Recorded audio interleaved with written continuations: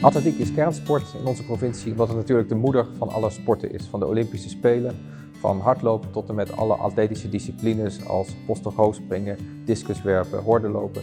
En daar hoort gewoon een goed platform bij thuis, omdat er natuurlijk heel veel sporters zijn die dat binnen verenigingsverband organiseren, maar natuurlijk nog veel meer sporters daarbuiten.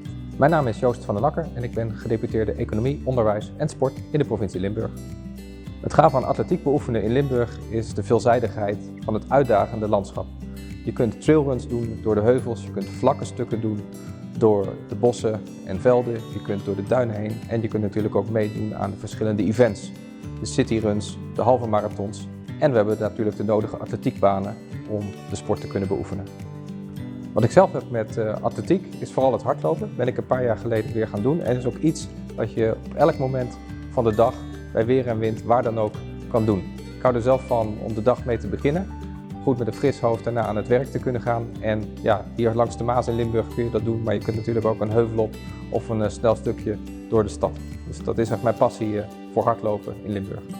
Limburg Athletics Plus vind ik belangrijk voor Limburg omdat het de schakel is tussen de verenigingen en de individuele sporters door heel onze provincie en ook het begin van potentieel talent naar de top. Mijn boodschap aan alle atleten in Limburg. Blijf lekker sporten elke dag en spoor ook anderen aan om te gaan sporten, want samen kom je verder. En volg ons op social media. Op onze website Limburg Athletics Plus, plus natuurlijk de social media, LinkedIn, Facebook en Instagram. Blijf gezond.